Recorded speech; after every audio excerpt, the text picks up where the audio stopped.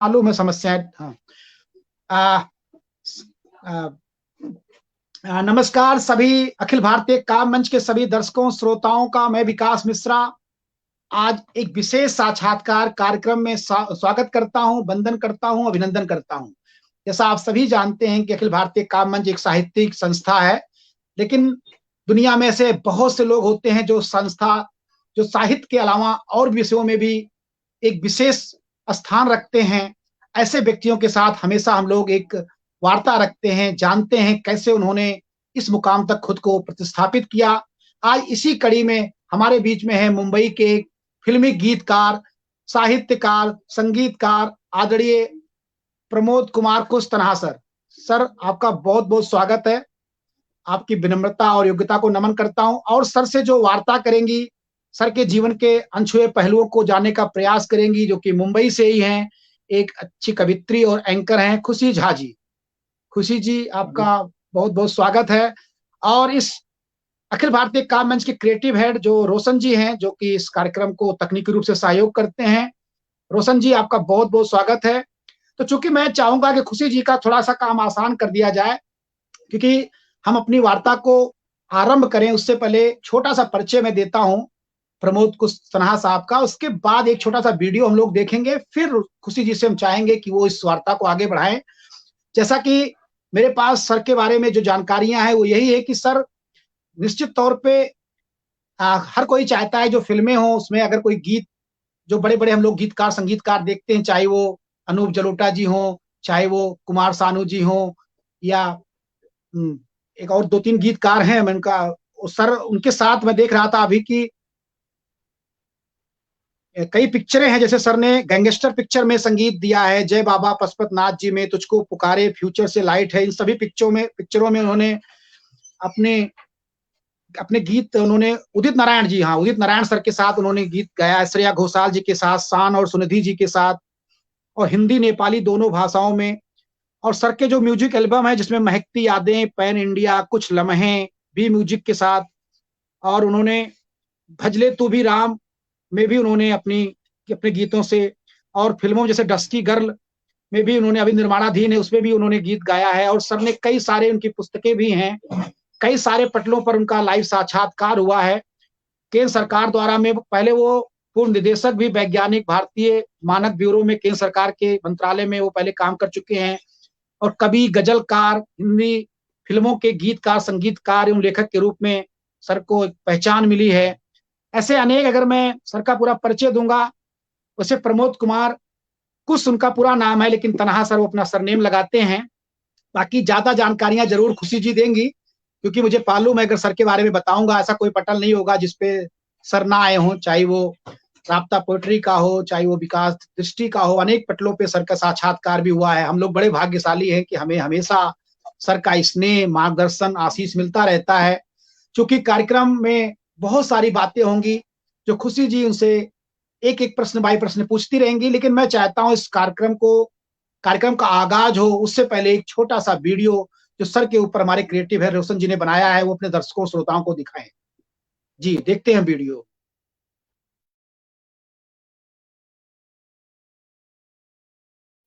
दोस्तों, साथियों, सभी आदरणीयों को मेरा सादर प्रणाम।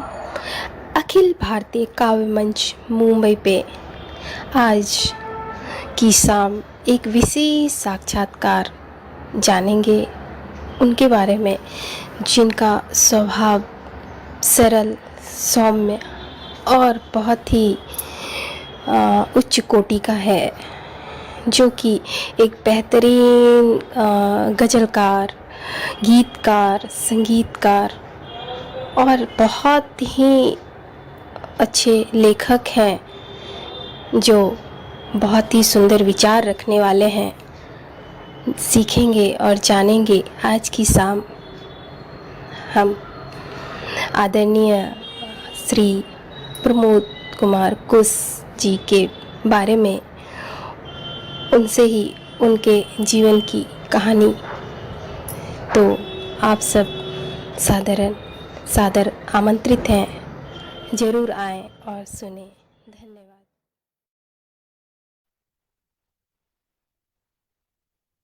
जी, बेहतरीन आवाज आ रही है ना?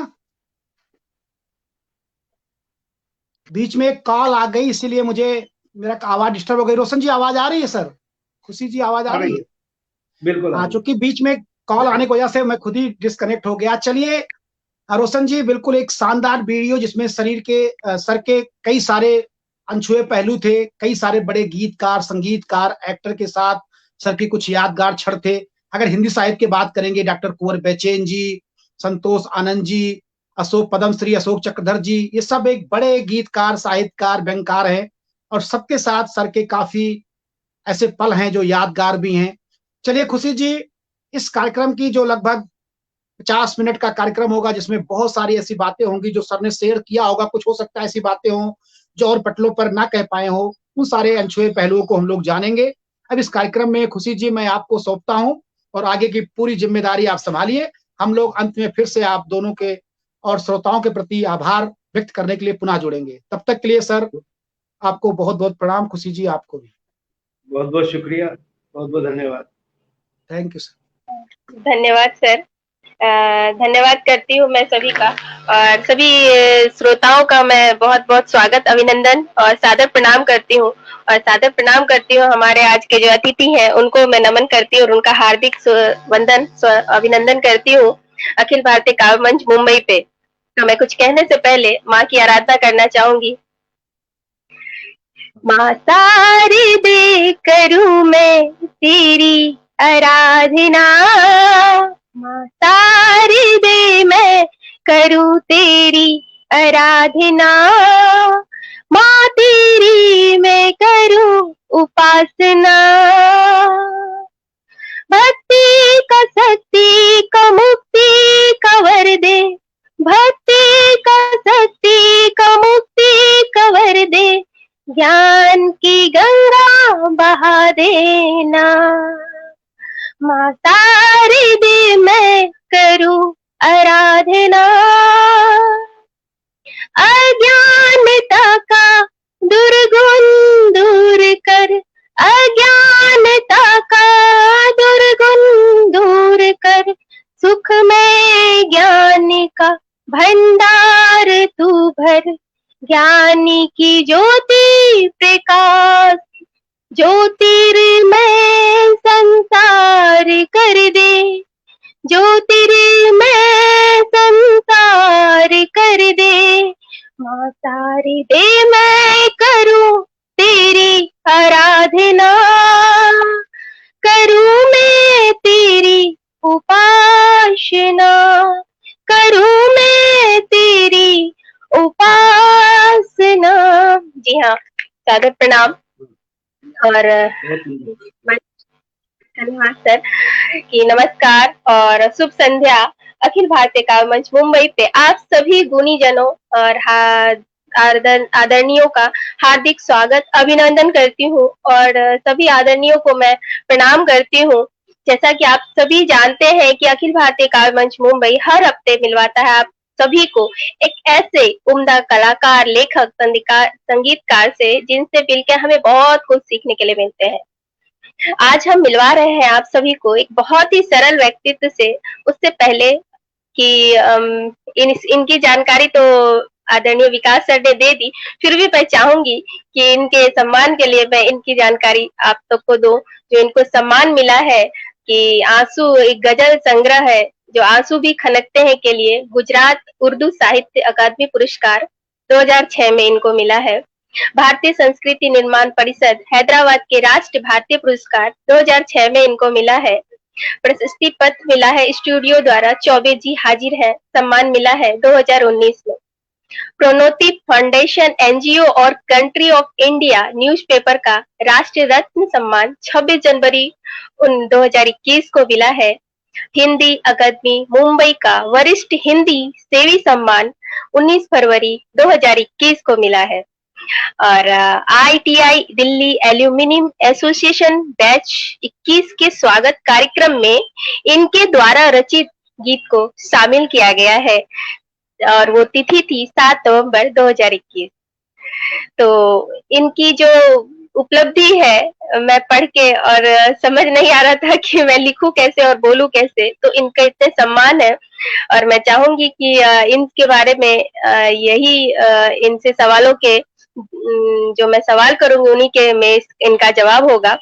तो ये बहुत सारे साहित्य संगठन से भी जुड़े हुए हैं और जो है कि साहित्यिक, सामाजिक, सांस्कृतिक संस्था अखिल भारतीय अनुबंध फाउंडेशन की स्थापना और हिंदी साहित्य को बढ़ावा देने की दिशा में संस्था द्वारा राष्ट्रीय स्तर पर वार्षिक कार्यक्रमों का सफलतापूर्वक आयोजन भी कर चुके हैं ये, और आगे भी बहुत सारे ऐसे कार्यक्रम हैं जो कि करने वाले हैं, और ये ऑनलाइन ऑफलाइन बहुत सारे कार्यक्रम करते रहते हैं। और हिंदी फिल्मों से भी आपने सुना ही, फिर भी मैं कहूंगी कि गैंगस्टर जो आप लोगों ने सुना होगा, एक बहुत ही चर्चित पिक्चर थी। उनमें जो गीत संगीत थे इन्हीं के लिखे हुए थे। और तुझको पुकारे जिनको गाया था उदित नारायण और श्रेया घोषाल जी ने। फ्यूचर तो ब्राइट है जी, इसमें शान और सुनिधि चौहान जी ने गाया था, उसमें भी इनके गीत लिखे हुए गीत थे। और बहुत सारी एल्बम है, और इनका जो सबसे प्रिय मुझे लगा भजले राम, तो वो मैं जरूर सुनूंगी और आप लोग भी सुनेंगे। इनके बहुत सारे पुस्तक हैं, साझा भी है और खुद के भी हैं। भ्रम के दायरे, बुरे फंसे बनवारी लाल, आंसू भी खनकते हैं, गजल संग्रह है ये जो कि उर्दू लिपि में है। और इनकी जो पढ़ाई है वो बहुत ही उच्च कोटि की है, जितने ये विनम्र और सरल लगते हैं। कि एमटेक किया है इन्होंने और आईटीआई दिल्ली से। और क्या कहूँ मैं इनके लिए कि निश्चल, निर्मल, मृदुभाषी, नैना तर से मृग बन के भटके वनवासी, दिन रैन बीत जाए ना चैन मिले बोलो क्यों अविनाशी, भव के भंजन से निर्मल बैठे निज अविनाशी निज अविनाशी। तो हमें ऐसा लगा इनके व्यक्तित्व को कि ये लाइनें लिखनी चाहिए, तो हमने अपने भावों से इनके लिए लिखी। तो इन्हीं लाइनों के साथ मैं इनका भव्य स्वागत करती हूँ। और इनसे मैं जो इनका नाम सुन के मेरे लिए जो मेरे मन में उठा प्रश्न कि आपका नाम जो सर है आदरणीय प्रबोध कुमार कुश जी, लेकिन आप उसमें अपना टाइटल जो है तन्हा लगाते हैं। ये मेरे मन में ये सवाल हुआ कि आप तन्हा क्यों, कब, किस कारण से लगाते हैं? बहुत बहुत धन्यवाद खुशी, मेरा परिचय देने के लिए, बहुत बढ़ा चढ़ा कर परिचय दिया है मेरा, उसके लिए बहुत बहुत धन्यवाद। एक बात तो बहुत अच्छी कही, मुझे अपनी स्वर्गवासी माँ की याद आ गई, क्योंकि जब भी पूछते थे कि बेटा कहाँ पढ़ रहा है, तो बोलती थी आईटीआई कर रहे हैं। वो आईआईटी कभी नहीं बोलती थी, वो आईटीआई बोलती थी। तो लोगों को लगता था कि ठीक है, आईटीआई में वेल्डिंग का या मैकेनिक का कोर्स कर रहे होंगे। तो वो एक भोलापन था उनकी, क्योंकि उनका जो सरल स्वभाव था, उनकी जो सोच या उनकी जो पहुंच थी, वो आईटीआई सोच पाते थे। वो आईआईटी का उनको भी ख्याल नहीं था कि जिस माहौल से हम निकले हैं, गांव से निकले हैं, तो आईआईटी तक पहुंचना हमारे लिए भी एक सपना था। लेकिन हम अपने माँ बाप के आशीर्वाद से, ईश्वर की कृपा से हम आईआईटी तक पहुंचे, वहां से हमने एमटेक किया। तो मुझे अपनी माँ की याद आई, तो खुशी ने आईटीआई का जिक्र किया। तो ये आईआईटी और आईटीआई का जो कंफ्यूजन है, ये काफी हद तक लोगों में रहता है, तो अच्छा लगा सुनकर। दूसरा, अभी नाम के बारे में, तखल्लुस या उपनाम के बारे में जिक्र किया खुशी ने। तन्हा, हालांकि तन्हा जो टाइटल है ये मेरा दिया हुआ नहीं है, मैंने खुद से नहीं लगाया। ये बहुत पुरानी बात है कि गाजियाबाद में कभी सम्मेलन था, मुझे जगह स्टेशन के आसपास कहीं था, शहीद पार्क में कहीं था, 26 जनवरी के आसपास था प्रोग्राम। तो किसी एंकर जो एंकरिंग कर रहे थे, जो संचालन कर रहे थे, उन्होंने मुझे बुलाया स्टेज पर कि अब आवाज दे रहे हैं प्रमोद कुमार कुश तन्हा जी को। हालांकि तन्हा मेरा उपनाम तब नहीं था, तो तब से वो तन्हा नाम पड़ गया। और क्योंकि न्यूज़पेपर वगैरह में भी जो खबर छपी उसमें भी तन्हा आ गया, तो धीरे धीरे मैंने सोचा कि ठीक है, चलो तन्हा किसी ने टाइटल दिया है तो हम इसी को रख लेते हैं। तो क्योंकि गजल जो एक हमारा एक विधा है जिसमें हम लोग कार्यरत हैं, उसमें उपनाम की एक जगह है, तखल्लुस की एक जगह है। तो उस तन्हा नाम को लेकर मैं चला हूँ, और मैंने कोशिश किया कि अपनी गजलों में जो तन्हा नाम है, तखल्लुस है, उसको मैं मक्ते में अच्छे से यूज कर पाऊँ, और मैंने करने की कोशिश की है। तो ये कहानी है मेरे तन्हा उपनाम की, तखल्लुस की। बहुत ही सुंदर, मतलब यादें कि हाँ आपका नाम पुकारा गया सर, और वो अचानक से आपको बोल दिए कि हाँ ऐसे आदरणीय प्रमोद कुमार खुश जी तन्हा। तो ऐसी कोई भी टाइटल दे देता है, कोई भी नाम उपनाम दे देते हैं, और ये बहुत बड़ी बात है सर कि यहीं पे आपकी विनम्रता दिखती है कि सर आपको किसी ने ऐसा नाम दिया, लोग सोचेगा कि क्यों ऐसा बोला, कोई चिढ़ता भी है कि हाँ मेरे को ऐसा बोला करके, तो थोड़ी सी तकलीफ होती है, लेकिन आपने उसको पूरी लाइफ में जगह दे दी सर, तो बहुत बड़ी बात है सर। एक कौन से ईयर की बात है सर, कौन से साल की? हो गए 10, 15, 20 साल हो गए इस बात को, 20, 25 साल हो गए शायद, अच्छा अच्छा, हाँ, ज्यादा हो गए होंगे। बहुत ही सुंदर सर। मैं ये जानना चाहती थी कि सर आपने तो IIT पढ़ाई की है और एमटेक किया है, तो इसमें साहित्य से आपकी रुचि, साहित्य में कैसे रुचि हो गई अचानक से? आपने नहीं, कोई से, कोई साहित्य में मेरी रुचि नहीं हुई। साहित्य में मैं बचपन से हूँ, जब से मैंने होश संभाला है, मैं साहित्य में हूँ। IIT बाद में गया हूँ, लेकिन साहित्य में मैं बचपन से हूँ, क्योंकि गांव में हम रहे हैं, गांव से हमारा संबंध है। तो हमारा माहौल गांव का, क्योंकि मुझे संगीत से प्रेम था, बचपन से ही हम रेडियो सुनते थे। और उस जमाने में तो रेडियो ही एक सहारा होता था। पूरे गांव में शायद एक दो जगह ही, पूरे गांव में दो घरों में ही, दो घर में ही रेडियो थी, जिसमें हम भी थे। तो हम हरियाणवी प्रोग्राम आते थे संगीत के, तो हम सुनते थे, उसको एंजॉय करते थे। और स्कूल में मैं सांस्कृतिक कार्यक्रम में बहुत भाग लेता था बचपन से ही, दूसरी तीसरी क्लास से ही। तो संगीत से लगाव था। और जहाँ पे मुझे याद है कि छठी क्लास से मैंने लिखना शुरू किया, कविताएं करनी शुरू की मैंने। और लिखते लिखते हम साहित्य से जुड़ गए। पहले तो इतना हमको नहीं पता था कि हम कोई अच्छा लिख रहे हैं, क्या लिख रहे हैं, बस लिखते थे, अच्छा लगता था, लिख देते थे। और धीरे धीरे हम फिर फिल्मी संगीत से प्रभावित हुए, फिल्में देखते थे। फिल्मों के गीत बहुत, उस जमाने में तो गीत भी साहित्य से भरे हुए होते थे। आजकल तो गीतों का कोई ठिकाना नहीं है, लेकिन तब के गीत साहित्य से भरे हुए होते थे। कोई भी गीत उठा के देख लीजिए। तो हम संगीत के साथ साथ गीत से जुड़ गए, और गीतों के साथ साथ गजलों से जुड़ गए। और मेरा सौभाग्य है कि मैंने 11वीं क्लास में जो गाना लिखा, वो फिर बाद में बॉम्बे में आने के बाद रिकॉर्ड किया। महेंद्रजीत सिंह मेरे गुरु जी हैं, जो जगजीत सिंह चित्रा जगजीत सिंह के भी गुरु हैं। उन्होंने वो मेरा गीत रिकॉर्ड किया अपनी आवाज में, जो मैंने 11वीं क्लास में लिखा था। और फिल्म तुझको पुकारे में एक गीत रिकॉर्ड हुआ, जो उदित नारायण जी ने गाया है और श्रेया घोषाल ने, वो भी मैंने इंटरमीडिएट में लिखा था।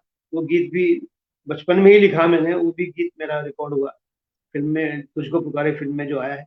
तो गीत संगीत से हमारा लगाव बचपन से है। IIT जाना एक इत्तेफाक भी नहीं कहूंगा, सपना था कि IIT में, क्योंकि हम सुनते थे कि IIT ये बहुत प्रेस्टिजियस इंस्टीट्यूट है, वहां से बीटेक एमटेक करने के बाद में अच्छे जॉब के चांसेस बढ़ जाते हैं, और रेपुटेशन भी है, रिस्पेक्ट भी है। लेकिन मेरा सपना था कि IIT में जाकर मैं, जो मंच है वहाँ का, वो मंच का मेरा एक लालच था कि वहाँ का मंच जो है बहुत सुदृढ़ मंच है। वहाँ पर नाटक है, सांस्कृतिक कार्यक्रम है, गीत संगीत है। पूरे हिंदुस्तान में मशहूर था, वहाँ का रेंडिवू कार्यक्रम होते हैं।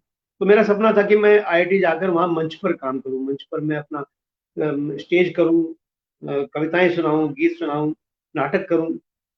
वो सपना लेकर मैं गया था, वो मैंने किया। वहाँ पे पूरी शिद्दत के साथ मैंने वहाँ मंच को बहुत अच्छे से मैंने काम में लाया मैं, और बहुत अच्छा मेरे लिए रहा वहाँ का मंच। जितने भी वहाँ की जो सांस्कृतिक कार्यक्रम होते थे, मैंने सब में पार्टिसिपेट किया। और मेरा सौभाग्य है कि मेरे सब में आउटस्टैंडिंग फर्स्ट प्राइज है मेरे। कोई विधा मैंने IIT में नहीं छोड़ी जिसमें मैंने पार्टिसिपेट नहीं किया, चाहे वो स्टेज का नाटक हो, अभिनय के लिए मुझे बेस्ट एक्टर का अवार्ड मिला, गीत कविता में मुझे बेस्ट पोएट का अवार्ड मिला, संगीत में हर हर विधा में, स्किट हो या कोई भी हो, मैंने सब में भाग लिया। और वो एक दौर था जो मेरे लिए बहुत सुनहरी यादों की तरह है। तो आईआईटी और साहित्य जो है मेरा अलग अलग है, लेकिन साहित्य से मैं आईआईटी पहुंचा हूँ, आईआईटी से के बाद साहित्य से नहीं जुड़ा, साहित्य में बचपन से हूँ। मतलब बहुत ही सुंदर आपका जो ये सफर है, तो इसमें आपको बहुत सारे हमें लगता है कि संघर्ष करने पड़े होंगे सर। संघर्ष के बिना तो जीवन सफलता ही नहीं है। संघर्ष तो हाँ। मनुष्य के लिए बहुत जरूरी है, और संघर्ष सभी करते हैं अपने अपने तरीके से, हमने भी किया है, क्योंकि हम गांव से निकले हैं, हिंदी मीडियम में पढ़े 12th क्लास तक हम लोग, और फिर आईआईटी जाना, वहां पे तो हिंदी का कोई माहौल नहीं है, नहीं। अंग्रेजी का माहौल है। तो हमने संघर्ष तो सब जगह किया। फिर उसके बाद जॉब के लिए भी संघर्ष, फिर हम सेंट्रल गवर्नमेंट का जॉब मिला, क्लास 1 ऑफिसर का जॉब मिला, संघर्ष किया, बहुत मेहनत की है, और बचपन से तकलीफें भी उठाई हैं, चाहे वो आर्थिक स्थिति हो। हालांकि हमारे माँ बाप ने हमें बहुत सपोर्ट किया, हमारे, क्योंकि हमारे घर में एजुकेशन बहुत हाई लेवल की रही है। मेरे स्वर्गीय पिताजी AA LLB थे उस जमाने के, बहुत ही इंटेलिजेंट, और उनका मार्गदर्शन हमको मिला बहुत ज्यादा, तो घर का सपोर्ट बहुत रहा। लेकिन संघर्ष किया हमने, और संघर्ष तो आज तक कर रहे हैं। तो संघर्ष के बिना तो कुछ नहीं मिलता। साहित्य में भी संघर्ष है, फिल्मों में तो बहुत संघर्ष किया, फिल्मों में काम करने के लिए तो संघर्ष की कोई सीमा ही नहीं है। लेकिन हम थोड़ा हमारा, हम सौभाग्यशाली हैं कि हमको काम करने का कुछ अवसर तो मिला, जितना भी मिला कुछ अवसर तो मिला, कि हम अपना, जो हमारा एक सपना था कि फिल्मों में हम गीत लिखें, तो हमने वो सपना हमने पूरा कर पाए। हम भगवान की कृपा से, या जो हमारे फिल्म इंडस्ट्री के निर्माता, निर्देशक या संगीतकार है, उनकी मदद से हमने वो सपना भी पूरा किया, जितना भी, जिस लेवल तक भी किया, लेकिन हमने किया। संघर्ष तो वहां भी है, और आज तक कर रहे हैं संघर्ष। जी सर, बिल्कुल सही कहा आपने सर कि बिना संघर्ष के तो कुछ भी हासिल नहीं होता है सर। और लेकिन मैं ये जानना चाहती थी सर, मैं कुछ अगला प्रश्न रखने से पहले कुछ श्रोता हमारे बीच जुड़ गए हैं, आदरणीय डॉक्टर कुमार वर्मा जी, और वो आपको सादर नमस्कार बोल रहे हैं। स्वागत है सर, सादर प्रणाम। राम गोपाल चौबे जी, और हमारे अंजनी सर संस्थापक, आदरणीय अंजनी सर संस्थापक जी हैं, और आदरणीय मैम शोभा त्रिपाठी जी, प्रेरणा जी जुड़ी हुई हैं, जो आपका साक्षात्कार ले चुकी हैं, दिल्ली से है, काफी तारीफ कर रही थी आपकी। और राजेश्वर, आदरणीय राजेश्वर सर जी, आदरणीय राज जिंदल सर, आदरणीय विकास सर, सभी का स्वागत है, सभी का तहे दिल से शुक्रिया करती हूँ, स्वागत करती हूँ, अभिनंदन करती हूँ। सर, मैं ये जानना चाहती थी कि आपने जो पहली गीत लिखी, सॉरी, राज जिंदल सर लिखे हैं कि सारे हॉस्टल के नाम पर्वतों के सरखलों पर ही रखे हुए थे, ये किस जी विषय जी पे जी, इन्होंने लिखे? बिल्कुल। आईआईटी के आइए। सभी जो आईआईटी के सभी हॉस्टल हैं, उनके नाम माउंटेन्स पे हैं। मैं विंध्याचल में था, विंध्याचल हाउस में था, और काराकोरम भी वहाँ पे, नीलगिरी है, कैलाश है, जो गर्ल्स हॉस्टल है कैलाश है। तो अभी तो बहुत सारे हॉस्टल नए भी बन गए हैं। तो तब तो 6 या 7 हॉस्टल थे उस जमाने में। मैं विंध्याचल में था, और बहुत एंजॉय किया हमने आईआईटी के। अच्छी जानकारी थी, जो भी हमारे साथी जुड़े हुए हैं उनका मैं नमन करता हूँ, अभिनंदन करता हूँ। जी, आदरणीय राहुल चौहान सर जी जुड़े हुए, स्वागत है उनका, अभिनंदन है, सभी का मैं स्वागत करती हूँ। सर, आपने कहा कि आपका जो पढ़ाई था वो गांव से था, फिर आप मतलब मुंबई आए, तो आपने जो रचना मतलब गीत लिखी थी, वो किस तरह से, जो आपको ये प्रस्ताव मिला, या फिर आपने वहां तक वो फिल्मों तक पहुंचाया, जो फिल्म के लिए वो प्रस्तावित हुआ, वो गीत आया ये फिल्म में? बहुत लंबी कहानी है, फिर भी मैं संक्षेप में कहना छोटी करके। चाहूंगा। संक्षेप में कहना चाहूंगा, बड़ी लंबी कहानी है, फिल्मी कहानी है, कैसे मुझे चांस मिला। मेरा जी संगीत का सर। सफर, गीत का सफर जो शुरू हुआ, जो चित्रा जगजीत सिंह जी के गुरु हैं महेंद्रजीत सिंह, उनकी नजर पड़ी मेरे गीत पर। मेरे कोई संगीतकार मेरा गीत, एक सिंगर थे, बहुत बड़े संगीतकार, साजन मिश्रा के गुरु भाई हैं, गौतम हाजरा मेरे अच्छे मित्र हैं, बहुत अच्छे गायक हैं कलकत्ता में। तो वो मेरे गीत और गजलें गाते थे मंच पर।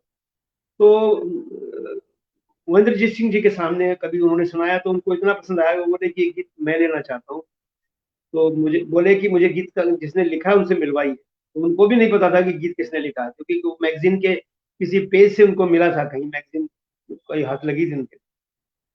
तो ढूंढा, बड़ी मुश्किल से मुझे अप्रोच किया। फिर मैं अपने ऑफिस में था मुंबई में अपने सेंट्रल गवर्नमेंट के, तो मुझे फ़ोन आया कि ऐसे-ऐसे मिलना चाहते हैं मोहनजीत सिंह जी। तो उन्होंने मुझे बुलाया, यारी रोड पे वो रहते हैं। तो मैं गया तो उन्होंने कहा कि मुझे गीत आपका पसंद है और मैं एल्बम एक करना चाहता हूँ, महकती यादें। उसमें बड़े गीतकार नक्शलालपुरी जी भी लिख रहे हैं और हम चाहते हैं कि आपके भी 1-2 गीत लें। फिर मैंने एक गीत और दिया और वो गीत उन्होंने रिकॉर्ड किए दोनों गीत, और एक खुद गाया और एक संध्या राव सिंगर है उनसे गवाया। उसके बाद मेरी एंट्री हुई म्यूज़िक के दुनिया में। उसके बाद स्ट्रगल शुरू हुआ तो मैं लकीली जुहू हमारा ऑफिस की बिल्डिंग है, ऑफिस के फ्लैट्स हैं, तो मैं वहाँ रहता था। वहीं पर जतिन ललित आस-पास ही नज़दीक सब इंडस्ट्री के लोग रहते हैं। तो मैंने स्ट्रगल शुरू किया। शाम को ऑफिस से आते ही हम बैग उठा के संगीतकारों को मिलना, चक्कर लगाना हमने शुरू किया। तो लकीली मुझे जतिन ललित संगीतकार जिनकी फ़िल्म आ चुकी थी, जो जीता वही सिकंदर, उनका गाना हिट हुआ था, पहला नशा पहला खुमार। तो उनको मेरे गीत बहुत पसंद आए। तो उन्होंने वो देवानंद की फ़िल्म कर रहे थे गैंगस्टर, हालाँकि उसके गाने एम.जी. हसमुख लिख रहे थे, बहुत बड़े गीतकार हैं, उनके गाने मेरा जीवन कोरा कागज़ कोरा ही रह गया, ऐसे-ऐसे गीत उन्होंने लिखे। तो वो लिख रहे थे, तो उनके वो गुज़र गए थे। तो देवानंद चाहते थे कि एक गीत और लिया जाए फ़िल्म में, जो आज की जनरेशन उस ज़माने में जब वो फ़िल्म बन रही थी, उस नई जनरेशन को भी एड्रेस करे। तो जतिन ललित ने मेरा नाम सुझाया उनको कि एक नए गीतकार हैं, ये बात है 94-95 की बात है। तो वो अच्छा लिखते हैं कि आप उनको मिल लीजिए, उनको मीटिंग कर लीजिए। तो मुझे फ़ोन आया ऑफ़िस में ललित पंडित का, जतिन ललित के जो छोटे भाई हैं ललित, ये देव साहब ने बुलाया आपको, देवानंद ने, बांद्रा में उनका ऑफ़िस है। तो उनका नवकेतन स्टूडियो है। तो मैं वहाँ गया, तो उनसे मुलाकात हुई, उन्होंने कहा कि ऐसे-ऐसे गीत है, आपको लिखना है, ये सिचुएशन है। तो बोले कब तक लिख देंगे? मैंने कहा कि मैं 2 दिन में लिख दूँगा। बोले अरे! लोग तो 2-2 3-3 महीने में लिखते हैं गीत। मैंने कहा लिख दूँगा तो 2 दिन में लिख दूँगा, नहीं तो नहीं लिख पाऊँगा, क्योंकि गीत लिखने के लिए तो एक मूड चाहिए, एक सोच चाहिए। और मैंने 2-3 दिन में गाना लिख के दिया। फिर उसकी लंबी कहानी है, गाना कैसे चेंज हुआ, क्या हुआ, और फिर गाना रिकॉर्ड हुआ और गाना बहुत हिट हुआ, जो टॉप 10 थे उस ज़माने में, फिर इस टॉप 10 वगैरह में बहुत कई महीनों तक बजता रहा, रेडियो स्टेशन पे सभी जगह। तो इस तरह मेरी एंट्री हुई। जो संगीतकार जतिन ललित हैं, उनके माध्यम से मुझे फ़िल्म मिली। उसके बाद बहुत सारी फ़िल्में भी मिली, वो अलग बात है, लेकिन एंट्री वहाँ से हुई। हाँ, एक और ज़िक्र करना चाहूँगा। एक गायक और संगीतकार हैं मुरलीधर जी, जो फ़िल्मों में एक्टर भी रहे हैं, जो मिस्टर इंडिया में थे, विलेन थे। तो वो संगीतकार हैं और वो पंडित जसराज जी के डिसाइपल हैं। तो उनसे भी मुलाकात हुई, उन्होंने भी उसी उसी दौर में उन्होंने मुझसे गाने लिखवाए, और जय बाबा पशुपतिनाथ का गाना जो उदित नारायण जी ने गाया है और साधना सरगम ने गाया है, ये गाना मैंने लिखा। ये भी दोनों पैरेलल चल रहे थे। फ़िल्म पहले रिलीज़ हुई गैंगस्टर, लेकिन गाना शायद पहले वो रिकॉर्ड हो चुका था, जय बाबा पशुपतिनाथ का। वो गाना बहुत अच्छा है। वो हिंदी, नेपाली दोनों भाषाओं में पिक्चर बनी है। वो गाना बड़ा अच्छा गाना बना है। तो वहाँ भी मेरी एंट्री हो गई। उसके बाद फिर रेडियो स्टेशन के लिए, दूरदर्शन के लिए काफ़ी कुछ काम किया। अब ये सफ़र चल रहा है, चलता रहता है। ये कहानी है थोड़ा छोटी-सी। जी, बहुत ही अच्छा सफर है सर। सुनने में मतलब लग रहा है ऐसा कि हाँ, कुछ सीन चल रहा है, और एक के एक साथ कि आपका किस तरह से लिखना हुआ और किस तरह से पेपर या न्यूज़ में आया और किस तरह से लोग आपसे जुड़े। जो इतने उस जमाने के सर, ये देवानंद सबके पिक्चर जो थे वो बहुत ही पसंद किए जाते थे, और आज भी कहीं न कहीं बहुत ज़्यादा पसंद किए जाते हैं। तो वो उनके फ़िल्मों में वो गीत आपको, ये तो बहुत ही गौरव की बात है सर। और लगातार हमारे साथ श्रोता सब जुड़े हुए हैं, संस्थापक सर जी जुड़े हुए हैं, अंजनी सर, अनामिका अविरल जी और ममता बरोड़ जी, सभी का मैं स्वागत अभिनंदन करती हूँ। सर, आपने चर्चा की थी यहाँ पे, मैंने सुनी नहीं है, मैंने पढ़ा है भजले राम उसको। तो अगर क्योंकि ये बहुत ही पसंदीदा और है, आपका भी रहा है, और मैं सुनना चाहूंगी अगर आपको याद है तो, दो दो चार लाइन। ये ये एल्बम है भजले हाँ तुझी जी राम। जी जी ये जी, भजले एक्चुअली इसकी भी गुजरा। कहानी है। ये मैंने बहुत पहले लिखा था, 99 के आसपास। फिर मेरा ट्रांसफर, ये रिकॉर्ड हुआ, किसी ने रिकॉर्ड किया था, ट्रैक बनाया था। उसके बाद मैं बॉम्बे वापस आया ट्रांसफर होके, तो मुझे उन्होंने जिक्र किया कि रिकॉर्ड करना है। तो मैंने कहा ठीक है, तो इसको फिर से रिकॉर्ड करते हैं, क्योंकि ट्रैक बन गया था, लिखा था मैंने। ये 15 अंतरे का एक ही भजन है जो 35 मिनट का है। ये भी एक एक्सपेरिमेंट था कि एक ही भजन 35 मिनट तक चले, 15 अंतरे हैं इसके अंदर। तो वो थोड़ा सा हमारा बात नहीं बन पाई, तो फिर मैंने ये खुद दोबारा रिकॉर्ड किया। मैंने इसका धुन भी बनाई, फिर दोबारा मैंने खुद से धुन बनाई और मैंने इसको फिर अप्रोच किया कई सिंगर्स को, फिल्म इंडस्ट्री के, सुरेश वाडकर जी हैं, अनूप जलोटा जी हैं, तो किसी वजह से बात नहीं बन पाई। तो मैंने फिर ये गाना खुद रिकॉर्ड किया अपनी आवाज में, और रिकॉर्ड करने के बाद सोचा कि चलो सुनाते हैं किसी कंपनी को, तो शायद रिलीज कर दें। तो रेड रिबन कंपनी है, वहाँ पे ललिता मुंशा जी हैं, बहुत अच्छी सिंगर भी हैं, फिल्मों में गाती हैं, उनकी कंपनी है। तो मैंने जस्ट उनको सुनाने के लिए गया कि ये मैंने भजन रिकॉर्ड किया, आप देखिए अगर। तो उन्होंने थोड़ा सा सुना, बोले नहीं ये गाना हम रिलीज करेंगे, ये हमारा हो गया। तो ये गाना फिर पूरा भजन रिलीज हुआ और बहुत अच्छा चला। और हालांकि मैंने एक ही ट्रैक पे एक ही दिन में पूरा रिकॉर्ड किया था, जबकि जो सिंगर्स थे फिल्म इंडस्ट्री के, वो कहते कि हमको 8 दिन लगेंगे, दो दो अंतरे गाएंगे, क्योंकि बात नहीं बनी और बजट का भी सवाल था, क्योंकि मैं खुद ही फाइनेंसर था, खुद ही प्रोड्यूसर था। तो मैंने खुद से रिकॉर्ड किया और वो उनको पसंद आया, और गाना आज भी यूट्यूब पे बहुत चल रहा है। भजले तू भी राम के नाम से है, और अच्छा कर रहा है। मुझे संतोष है इस बात का कि मेरा एक एक्सपेरिमेंट, एक अच्छा काम बाहर आया। जो मैंने भजन जो लिखा, ये थोड़ा सा हर लिहाज से अलग है। एक तो इसकी लंबाई जो है, ड्यूरेशन है, वो ठीक है 35 मिनट के, लेकिन इसमें जो अंतरे हैं, जो भाव हैं, शब्द हैं, उसमें भगवान राम से कुछ मांगने की बात नहीं है। इसमें मैंने कहीं भी ये नहीं कहा कि मेरी झोली भर दो, मुझे पैसा दे दो, मुझे धन दौलत दे दो।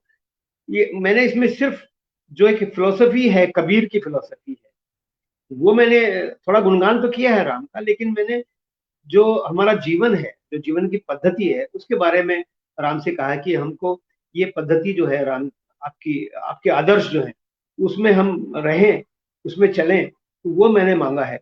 और थोड़ा सा अलग है, इसकी फिलोसफी अलग है। तो सुनिएगा, आप जो सुन रहे हैं हमारी बातें, वो भी सुने तो अच्छा लगेगा। तो थोड़ा सा हटके कोशिश की है मैंने, क्योंकि मेरी कोशिश है कि थोड़ा मैं अलग लिखूं।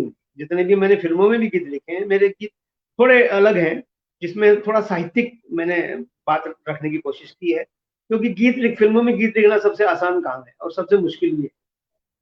आसान काम इसलिए है कि कुछ भी लिख दीजिए, वो गीत बन जाता है। आप बात कर रहे हैं, आती क्या खंडाला, चलते हैं अच्छा जी हम चलते हैं, कुछ भी लिख दीजिए, वो अच्छे से ट्यून व्यून बना के उसमें म्यूजिक डाल देंगे तो वो चल जाएगा। साहित्य लाना बहुत मुश्किल था। तो मैंने कोशिश की है कि अपने गीतों में साहित्य में रखूं। चाहे वो फीचर तो ब्राइट है जी का गाना है, शान ने और सुनिधि ने गाया है, उसमें पूरा साहित्यिक है, उसमें प्रकृति की बात की है, मैंने समुद्र की बात की, मैंने हवाओं की बात की।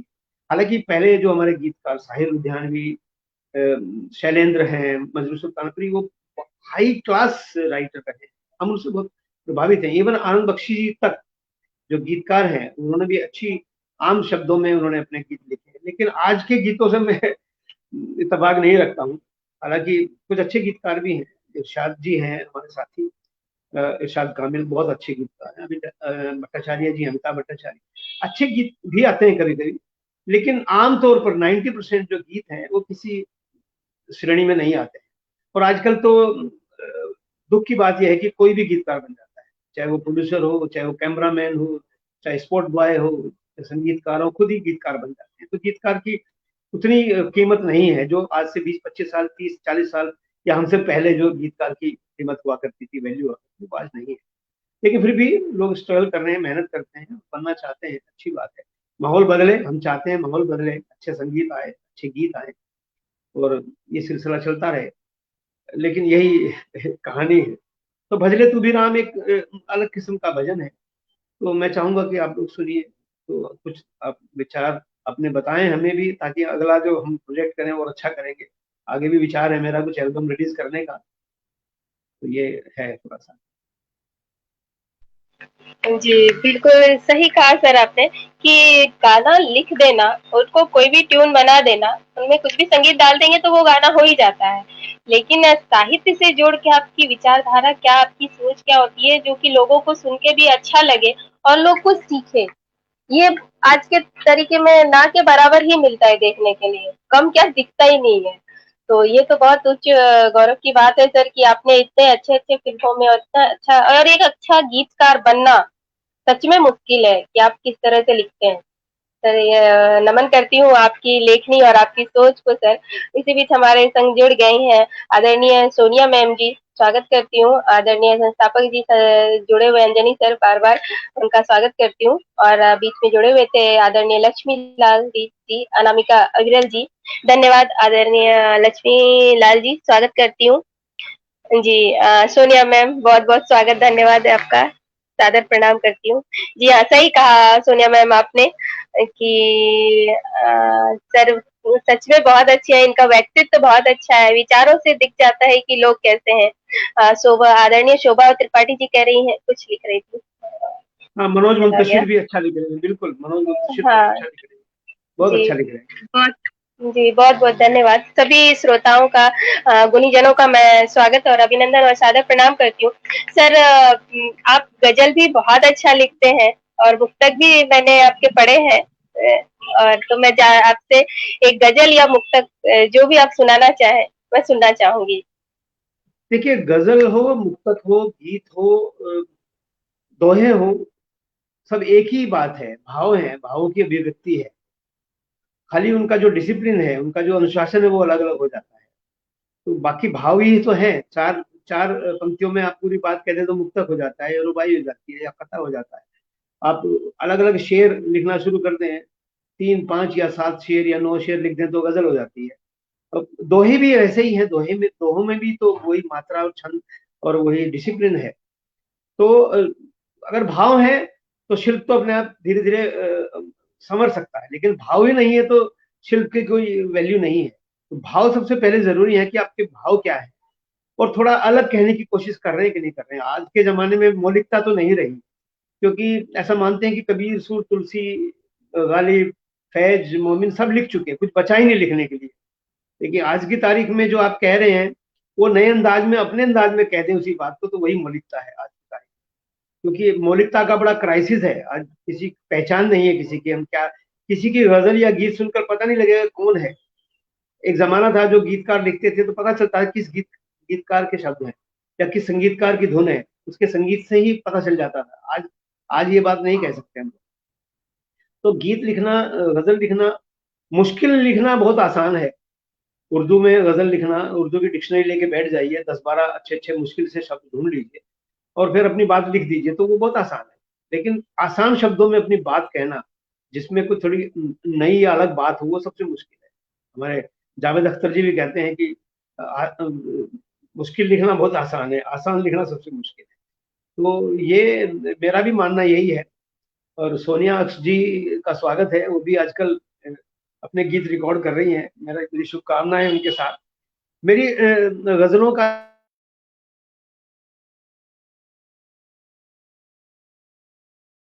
लिखी भी और मैंने संगीत भी दिया उनका, मैंने धुन भी बनाई, संगीत भी दिया। गज़ल्स फॉर लवर्स के नाम से। हालाँकि ये टाइटल मेरा दिया हुआ नहीं है, ये जिस कंपनी ने रिलीज़ किया था, उन्होंने टाइटल रखा। मेरा टाइटल था तुम साथ-साथ चलना, तो उनको लगा कि गज़ल्स फॉर लवर्स के नाम से मार्केटिंग अच्छी होगी, तो उन्होंने टाइटल चेंज किया। हालाँकि उनकी बात भी सही थी और उस टाइटल की वजह से भी और लोगों ने मेरी गज़लें पसंद की। डॉक्टर ऋषिपाल धीमान हैं मेरे साथी अहमदाबाद के शायर, उनकी भी 4 गज़लें मैंने उसमें दी हैं, उनको भी मैंने कंपोज़ किया। एक शायर दूसरे शायर की गज़लों को गाए, तो ये बड़े चैलेंज की बात है, क्योंकि लोग किसी शायर की किसी शेर को भी पसंद नहीं करते, वाह-वाही करना तो बहुत दूर की बात है। हमने तो उनकी गज़लों को पसंद भी किया, धुन भी बनाई और गाया भी। तो वो गज़ल्स फॉर लवर्स के नाम से गज़लें हैं उसमें। तो कुछ सुनाने की बात हुई तो मैं ज़रूर कुछ सुनाने की कोशिश करूँगा कि मुक्तक सुना देता हूँ, हालाँकि गज़लें भी हैं, कुछ गज़ल वक़्त होगा तो गज़ल भी सुना दूँगा कि वक़्त की आँच पे तपना भी तो ज़रूरी है, वक़्त की आँच पे तपना भी तो ज़रूरी है, ज़िंदगी ज़हर है चखना भी तो ज़रूरी है। वक़्त की आँच पे तपना भी तो ज़रूरी है, ज़िंदगी ज़हर है चखना भी तो ज़रूरी है और माँग बैठे न कहीं वो मेरे ज़ख्मों का हिसाब। मांग बैठे न कहीं वो मेरे जख्मों का हिसाब, याद हर जख्म की रखना भी तो जरूरी है, याद हर जख्म की रखना भी तो जरूरी है। एक मुक्तक और मैं सुनाता हूँ। 4 मिसरे हैं कि अंधेरों की हुकूमत में कभी साए नहीं टिकते, अंधेरों की हुकूमत में कभी साए नहीं टिकते, जहां सिक्के खनकते हो वहां रिश्ते नहीं टिकते। अंधेरों की हुकूमत में कभी साए नहीं टिकते, जहां सिक्के खनकते हो वहां रिश्ते नहीं टिकते। चले आंधी तो फिर टिकते नहीं सूखे हुए पत्ते, चले आंधी तो फिर टिकते नहीं सूखे हुए पत्ते। कभी चमचों की बस्ती में हुनर वाले नहीं टिकते, कभी चमचों की बस्ती में हुनर वाले नहीं टिकते। तो ये 4 मिसरे, जिनको आप मुक्तक भी कह सकते हैं, मैंने रखे हैं। और कहेंगे तो मैं गजल भी सुना देता हूँ, या नहीं तो सिलसिला आगे बढ़ाते रहिए, बाद में सुना देंगे। जी सर, बिल्कुल सुनेंगे। इसी बीच हमारे श्रोता आदरणीय श्रीधर मिश्रा जी जुड़े हुए हैं। सादर नमन करती हूँ और स्वागत करती हूँ आपका आदरणीय। सर, मैं ये जानना चाहती थी कि आप एक गीतकार भी हैं, और ये बात आपने बहुत अच्छी बात कही सर कि पहले लोग ये सुनते थे कि गीतकार कौन है, संगीतकार कौन है, तो उसको एक पढ़ने का और सुनने का एक लगता था कि हाँ, हमने किसी अच्छे गीतकार की गीत की रचना को सुना, और अच्छी भी होती थी सर। और तो आप एक गीतकार और गजलकार हैं, तो आप दर्शकों को ये बताने कि गीत और गजल के लय और ताल में अंतर क्या होता है, कुछ तो इसका अंतर हम खुद भी जानना चाहते हैं, तो बताएंगे सर। अच्छी बात कही, बहुत अच्छी बात कही। देखिए, गीत हो या गजल हो, मूल तो एक भाव है, दोनों में भाव है। गीत में क्या होता है, एक ही भाव पूरे गीत में चलता है। प्रेम का भाव है तो प्रेम, करुणा का भाव है तो करुणा, देशभक्ति का भाव है तो देशभक्ति का भाव चलेगा। तो गजल में ऐसा नहीं है। गजल में मतला होता है, जो पहली 2 लाइनें होती हैं उनको उला और सानी मिश्रा कह के मतला होता है, उसमें पूरे गजल का डिसिप्लिन तय हो जाता है। जैसे गीत में भी काफिया होता है तो राइम्स होती हैं, राइम्स चलती हैं, ऐसे ही गजल में भी होती है। तो जो मतला होता है उससे काफिया और रदीफ तय हो जाता है कि पूरी गजल में काफिया और रदीफ कैसे चलेगा। लेकिन उसमें आने वाले हर अंतरा जो होगा उसको शेर बोलते हैं। गीत में बंद को अंतरा बोलते हैं, जो मुखड़े के बाद आता है, पहला अंतरा, फिर क्रॉस लाइन आती है, वापस मुखड़ा आ जाता है, फिर दूसरा अंतरा आता है, फिर क्रॉस लाइन आती है, मुखड़ा, कभी कभी क्रॉस लाइन नहीं भी होती, मुखड़ा आ जाता है। तो ऐसे ही गजल में एक शेर आता है, 2 लाइन का होता है। तो ऐसे कई सारे शेर होते हैं गजल में, 3, 5, 7, 9 कितने भी हो सकते हैं, लेकिन हर शेर अपने आप में गीत होता है। उसमें हर शेर का एक ही भाव होना जरूरी नहीं है। जैसे गीत में हर बंद का, हर अंतरे का एक ही भाव होना जरूरी है, शेर में, गजलों में नहीं होता है। गजलों में मतला अलग है तो शेर अलग भाव का आ सकता है। मतले में अगर प्यार की बात है तो अगले शेर में गरीबी की बात हो सकती है, उससे अगले शेर में मजदूरी की बात हो सकती है, उससे अगले शेर में देशभक्ति की बात भी हो सकती है, समाज की, सामाजिक कुरीतियों की बात हो सकती है। तो गजल में और शेर में यही फर्क है। गजल में एक शेर जो होता है अपने आप में पूरी कविता होती है। मैं अकेला ही चला था जानिबे मंजिल मगर, लोग साथ आते गए और कारवां बनता गया। ये शेर है, ये अपने आप में पूरी कविता है। मजरू सुल्तानपुरी साहब की कविता है, पूरा शेर है, तो ये पूरी कविता है, अपने आप में पूरी कहानी है। तो एक एक मशाल लेके कोई चलता है तो एक काउज के लिए तो लोग जुड़ जाते हैं और काफिला बनता चला जाता है, तो पूरा पूरा गीत हो गया है। ऐसे ही अगले शेर होगा, उसकी बात अलग हो सकती है। तो गीत में और शेर में यही फर्क है, लेकिन डिसिप्लिन दोनों में है, राइम्स दोनों में है, काफिया और रदीफ दोनों में है। बिना काफिया के तो गीत में नहीं बनता। अछांदस कविता बन सकती है जो छंद मुक्त होती है, जिसमें छंद नहीं होता, लेकिन छंद आ गया तो उसमें काफिया होना जरूरी है। शेर का भी, गजल का भी डिसिप्लिन है, काफिया रदीफ का डिसिप्लिन है। तो वो जानना बहुत जरूरी है। अगर गजल लिख रहे हैं तो गजल के डिसिप्लिन को जानना जरूरी है। हम बहुत से कवित्रियां कह देती हैं कि मैंने लिखा है, मेरे भाव हैं, अब आप ही डिसाइड कर लीजिए गीत है, गजल है कि या दोहा है, क्या है। ये ठीक बात है। जब किसी चीज में उतरे हैं आप तो थोड़ा सा उसका सम्मान भी करना बहुत जरूरी है। तो ये गीत और मोटा मोटी तौर पे देखेंगे तो ये फर्क है गीत और गजल। गीत में एक भाव चलता है, गजल में अलग अलग भाव हो सकते हैं, हर शेर अपने आप में एक अपनी कविता होती है, अपना गीत होता है। ये एक छोटा सा संक्षेप में मैं कहना चाहूँगा।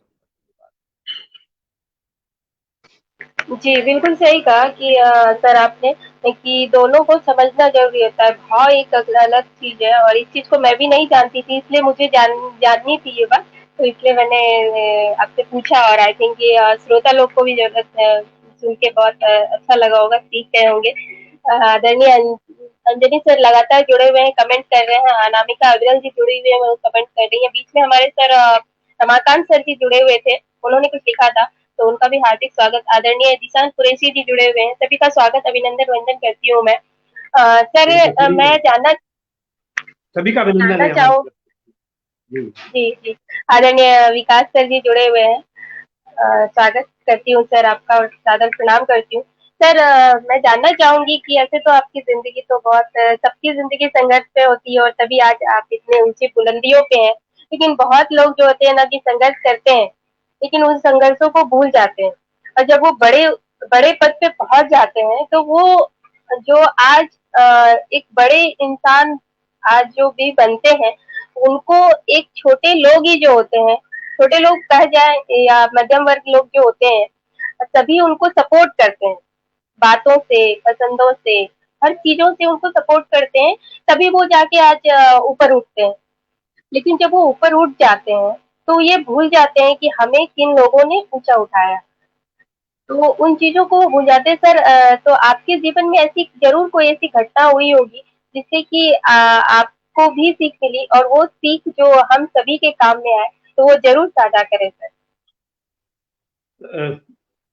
अच्छा सवाल है, बहुत बहुत ही महत्वपूर्ण भी है, लेकिन इसके अलग अलग पहलू हैं। फिल्म इंडस्ट्री में कोई घटना ऐसी होती है वो अलग है, साहित्य के क्षेत्र में अलग है, और एक प्रोफेशनल लाइफ में जो हमारी सेंट्रल गवर्नमेंट में हम लोग काम करते हैं, तीनों में अलग अलग है, लेकिन भाव एक ही है। ऐसे लोग मिलते हैं, हर जगह मिलते हैं, ऐसी बात नहीं है। एक तो मैं उन लोगों को की बड़ी इज्जत करता हूँ जो अपनी किसी का साथ या किसी का सपोर्ट लेके आगे बढ़ते हैं, उनको याद रखते हैं। मैं उनका बहुत सम्मान करता हूँ, क्योंकि आपको किसी ने सपोर्ट किया और आपको एक रास्ता दिखाया, तो उनका एहसान जिंदगी भर नहीं भूलना चाहिए। और मैं मानता हूँ इस बात को, मैं हमेशा कभी नहीं भूलता ऐसे लोगों को, क्योंकि हम भी ऐसे ही आगे बढ़ पाए। हालांकि हमने मेहनत स्ट्रगल बहुत किया, नो डाउट, इसमें कोई संदेह नहीं है, लेकिन बिना किसी के सपोर्ट के, बिना किसी के मार्गदर्शन के, या मोरल सपोर्ट कह लीजिए, चाहे चाहे फाइनेंशियल सपोर्ट कह लीजिए, वो उसके बिना आगे बढ़ना थोड़ा सा मुश्किल होता है। और इसलिए हमारी भी कोशिश रहती है कि हम जिंदगी में किसी को भी सपोर्ट कर पाए, क्योंकि हमको भी सपोर्ट मिला तो हम चाहते हैं कि हम जो नीडी है, जो डिजर्विंग है, जो जिसको हक है आगे बढ़ने का, तो उसको सपोर्ट देना बहुत जरूरी है। तो मैं ऐसे लोगों का सम्मान करता हूँ जो अपने पास्ट को याद रखते हैं, स्ट्रगल के टाइम को याद रखते हैं, उन लोगों को याद रखते हैं जिन्होंने उनका साथ दिया।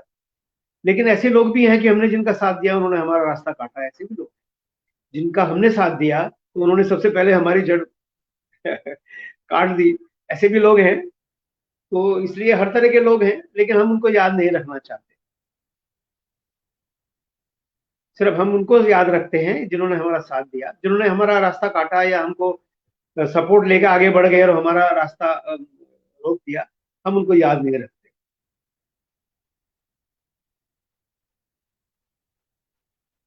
जी सर, बिल्कुल सही कहा आपने। सर हम सवाल को आगे बढ़ाएंगे, लेकिन एक गजल हमें बहुत मन है कि हम सुने। ठीक है, गजल में, क्योंकि गला तो मेरा ठीक नहीं बिल्कुल। है, तो मैं गा के तो नहीं सुना सकता, क्योंकि मैं खांसी कोल्ड चल रहा है 3-4 दिन से। लेकिन हाँ, मैं नहीं, जितना संभव हो सके सर उतना ही। क्या? अनम्यूट कीजिए। हाँ सर, हाँ सर, हाँ, कहें। एक गजल तहत में सुनाता हूँ कि हवा के रुख को बदलते हुए भी देखा है। हवा के रुख को बदलते हुए भी देखा है, हमने गिरतों को संभलते हुए भी देखा है। अ,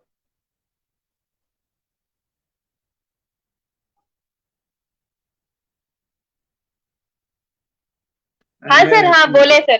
हाँ सर, अब मैं सुन रही हूँ, बस मेरा बाबू परेशान कर रहा है थोड़ा। कोई बात आप नहीं। बोले सर। हवा के हवा के रुख को बदलते हुए भी देखा है हमने, गिरतों को संभलते हुए भी देखा है। दिल अगर आपका पत्थर है तो पत्थर ही सही, दिल अगर आपका पत्थर है तो पत्थर ही सही। हमने पत्थर को पिघलते हुए भी देखा है, हमने पत्थर को पिघलते हुए भी देखा है। और सागरों हुस्न की चाहत का नशा क्या कहिए। सागर शराब, हुस्न खूबसूरती, लग्जरी, आराम। सागरों हुस्न की चाहत का नशा क्या कहिए। अच्छे अच्छों को मचलते हुए भी देखा है, अच्छे अच्छों को मचलते हुए भी देखा है। और एक शेर खास तौर से कि रात की आड़ में चढ़ते हैं जो बुलंदी पे, रात की आड़ में, बाई हुक बाई क्रुक, हेरा फेरी करके भी लोग आगे बढ़ जाते हैं जिंदगी में। रात की आड़ में चढ़ते हैं जो बुलंदी पे, दिन निकलते ही फिसलते हुए भी देखा है, दिन निकलते ही फिसलते हुए भी देखा है। और बेवफाई की चोट खा के रोज तन्हा को, बेवफाई की चोट खा के रोज तन्हा को, सिर्फ यादों से बहलते हुए भी देखा है, सिर्फ यादों से बहलते हुए भी देखा है। ये गजल एक मैंने तहत में सुनाई। एक और गजल है, मैं वो भी चलते चलते सुना देता हूँ। हाँ, जो मैं काफी लोगों को सुनाई है और लोगों को पसंद है, तो मैं चाहूंगा कुछ दर्शक नए जुड़े हैं तो उनके लिए स्वागत है मैं सर। खासतौर से सुनाऊंगा कि वफा इस दौर में रखे हो तुम, वफा इस दौर में रखे हो तुम, पगला गए हो क्या। आज के जमाने में वफा कौन करता है। वफा इस दौर में रखे हो तुम, पगला गए हो क्या। कसम ईमान की खाते हो तुम, पगला गए हो क्या। वफा इस दौर में रखे हो तुम, पगला गए हो क्या। कसम ईमान की खाते हो तुम, पगला गए हो क्या। और शेर देखिएगा कि मोहब्बत एक जुमला, मोहब्बत एक जुमला और बेमानी तसव्वुर, तसव्वुर ख्याल। मोहब्बत एक जुमला और बेमानी तसव्वुर है कि फिर भी इश्क फरमाते हो तुम, पगला गए हो क्या। कि फिर भी इश्क फरमाते हो तुम, पगला गए हो क्या। और आज के दौर में, आज के माहौल में किस कैसे लोगों की जरूरत है। कि जरूरत है यहाँ अय्यार की और चापलूसों की। अय्यार बोलते हैं जो बहरूपे होते हैं, शक्ल सूरत बदलते हैं, मुखौटे लगाते हैं, कहीं कुछ दिखते हैं। जरूरत है यहाँ अय्यार की और चापलूसों की। हुनर का राग दोहराते हो तुम, पगला गए हो क्या। हुनर का राग दोहराते हो तुम, पगला गए हो क्या। और यह शेर खास तौर से आज के माहौल पे सुनिएगा कि रखी कुछ दिन अगर अच्छे दिनों की आस, अच्छा है। रखी कुछ दिन अगर अच्छे दिनों की आस, अच्छा है। इसी उम्मीद पे लटके हो तुम, पगला गए हो क्या।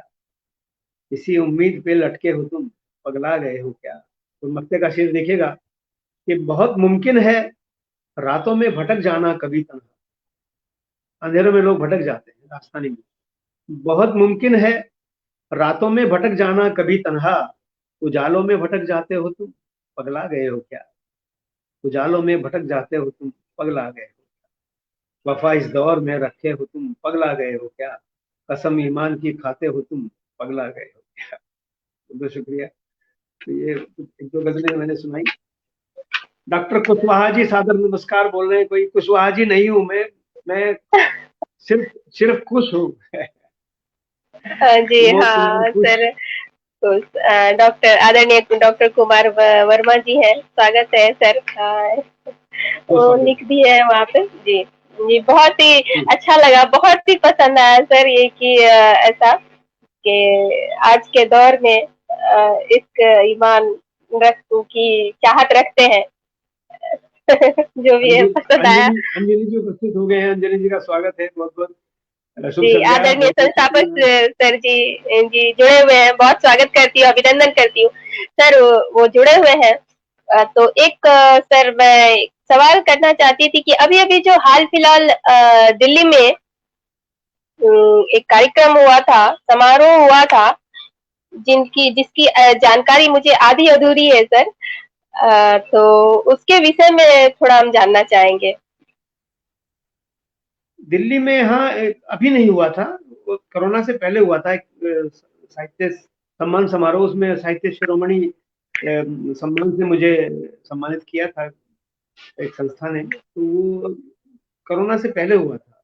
दिल्ली में अभी गाजियाबाद में कुछ प्रोग्राम अभी हुए हैं हाल ही में 1-2 महीने पहले, उसमें मुझे सम्मानित किया गया। लेकिन दिल्ली का जो कार्यक्रम था वो 1-2 साल पहले हुआ था। उसमें मिलते रहते हैं सम्मान, तो ठीक है, लेकिन लोगों को कितना हमारा साहित्य पसंद आता है वो ज्यादा इम्पोर्टेंट है। सम्मान मिलना कोई बड़ी बात नहीं है। जिनको सम्मान नहीं जी मिलता वो भी बिल्कुल। बहुत अच्छे साहित्यकार हैं। सम्मान से किसी का पैमाना नहीं है किसी के साहित्यकार का। आज सम्मान बिल्कुल है, कल सर। नहीं है। सम्मान तो आजकल सम्मान तो खूब बढ़ रहे हैं। तो सम्मान हाँ अलग सर, चीज है। ये हाँ, ये कि आप एक अभी अभी क्योंकि आपका जो साहित्यकार का साहित्य याद रह जाता है, सम्मान याद नहीं रहता। जो मैंने शेर पढ़ा है मजरू सुल्तानवी साहब का, किसी को मजरू सुल्तानवी साहब का नाम भी याद नहीं होगा, उनका सम्मान भी याद नहीं होगा, लेकिन शेर सबको याद है कि मैं अकेला ही चला था जानिबे मंजिल मगर लोग साथ आते गए और कारवां बनता गया। तो साहित्य इंपॉर्टेंट है, सम्मान या उतना इंपॉर्टेंट नहीं है। जी बिल्कुल सही कहा सर आपने, कि जो आप लिखते हैं वो आपका कहाँ तक जाता है। जो कि आपने जो गीत लिखी आज तक याद है, और वही एक गीत है जिसकी वजह से आज तक आपकी इतनी पहचान है। हाँ, आपके संघर्षों को कोई नहीं देख रहा है, लेकिन उसकी आपकी जो पहचान है वही गीत से बनी हुई है सर। एक अभी अभी आपका सम्मान समारोह होने वाला है जो आप रखने वाले हैं, जिसके आप खुद ही क्या कहते हैं, अखिल भारतीय अनुबंध फाउंडेशन के संस्थापक भी हैं और राष्ट्रीय अध्यक्ष भी हैं सर। और विशिष्ट सम्मान आप 2022 तक रखने वाले हैं, कुंवर बेचैन साहित्य रत्न सम्मान की आप घोषणा करने वाले हैं। ऐसा तो इसके बारे में अगर समय हो तो बताएं। और हाँ, ये हमारी संस्था अखिल भारतीय अनुबंध फाउंडेशन हमने 2019 में शुरू की, और पहला ही कार्यक्रम में हमने बहुत अच्छे गीतकार अभिलाष जी, जिनका भजन पूरी दुनिया में 60 कंट्रीज में आज वो स्कूलों में प्रेयर है, इतनी शक्ति हमें देना दाता। तो उनके गीतकार अभिलाष जी को हमने सम्मानित किया उस प्रोग्राम में। और लास्ट ईयर हमने उनके संगीतकार को भी, कुलदीप सिंह जी जिन्होंने संगीत बनाया इस गाने का, इस भजन का, उनको भी सम्मानित किया। और अब्राहम अश्क जी बहुत बड़े शायर गीतकार थे, अभी गुजर गए, हमारे बीच नहीं है, मैं उनको श्रद्धांजलि भी देता हूँ, उनको सम्मानित किया हमने। तो ये संस्था लगातार हम कोशिश में है कि नए और पुराने जो साहित्यकार हैं या संगीतकार हैं या सांस्कृतिक कार्यक्रमों से जुड़े हैं या समाज से जुड़े हैं, उनको हम ढूंढ कर उनको मंच तक लाएं। सम्मान तो एक जरिया है उनको लोगों तक लाने का। तो हमारी कोशिश है, पिछले साल हम नहीं कर पाए, 20 और 21 में हम लोग प्रोग्राम नहीं कर पाए, पर हमने फेसबुक के माध्यम से सम्मानित किया लोगों को। इस साल हमारी एक इच्छा है कि अगर सब कुछ सामान्य रहा तो एक अच्छे से कार्यक्रम करें हम। और हम कुछ हमारे पास लोगों के आवेदन आए हैं, पूरे अलग अलग कंट्रीज से भी आए हैं, उनके प्रोफाइल हमने मांगे थे। तो उनमें से हम, हमारी समिति है, चयन समिति, तो वो डिसाइड करेंगे कि किसको क्या सम्मान देना है। नए लोगों को भी देना है, बड़े पुराने जो हमारे मार्गदर्शक हैं उनको भी देना, उनको भी सम्मानित करना है। तो उसमें हमने पिछले साल घोषणा की थी, हमारे डॉक्टर कुंवर बेचैन जी इतने बड़े साहित्यकार हैं, मेरे व्यक्तिगत तौर पर हमारे बहुत ही वरिष्ठ साथी भी रहे हैं। तो उनके नाम से हमने साहित्य रत्न सम्मान को उनके नाम से रखा है इस साल से। तो हम उनके नाम से साहित्य रत्न जो सम्मान है हमारा उच्च, वो उनके नाम से हम देने की घोषणा की हमने। तो उनको याद रखने के लिए उनका हमारा साथ बहुत पुराना साथ है, 20-25 साल से हम लोग साथ में रहे हैं, और मेरा सौभाग्य है कि उनसे मेरे व्यक्तिगत संबंध रहे हैं। तो ये हमारा एक अनुबंध फाउंडेशन की हमारी एक छोटी सी पहल है, और हमारी आगे ये सोच है कि हम इस संस्था के जरिए स्कूलों में भी कार्यक्रम करें। जो स्कूलों की प्रतिभाएं हैं बच्चों में साहित्य के प्रति या संगीत के प्रति, उनको आगे लाएं, उनको भी हम मंच दें। और समाज से जुड़े हुए जो दूसरे लोग हैं, शिल्प से जुड़े हैं, अभिनय से जुड़े हैं, या नृत्य से जुड़े हैं, साहित्य से, गीत संगीत से जुड़े हैं, उनको सबको हम ढूंढ ढूंढ कर अच्छे लोगों को, नए भी और पुराने दोनों में बैलेंस बना के हम लोग चलना चाहते हैं। तो ये कोशिश है हमारी। तो देखिए क्या होता है, ऊपर वाला कहाँ तक साथ देता है, कितना सहयोग मिलता है। अभी तो क्योंकि हर प्रोग्राम करने के लिए थोड़ा सा फाइनेंस की भी जरूरत होती है, तो हमने अभी तक तो अपने कहीं से हमने मदद नहीं ली है, खुद से ही हमने कार्यक्रम किए हैं। लेकिन हाँ, पैसे की जरूरत तो पड़ती है आजकल, हर चीज जहां तक संभव है कोशिश कर रहे हैं हम खुद ही कर पाए। जरूरत पड़ेगी तो फिर लोगों से हम सहायता भी लेंगे और संस्थाओं के साथ जुड़ेंगे, जुड़ के भी कार्यक्रम करेंगे। तो लेकिन कार्यक्रम चलते रहेंगे, तो हमारा तो ये संकल्प है, अभी तुम चलते रहे। सर एक आध गजल सुना दें।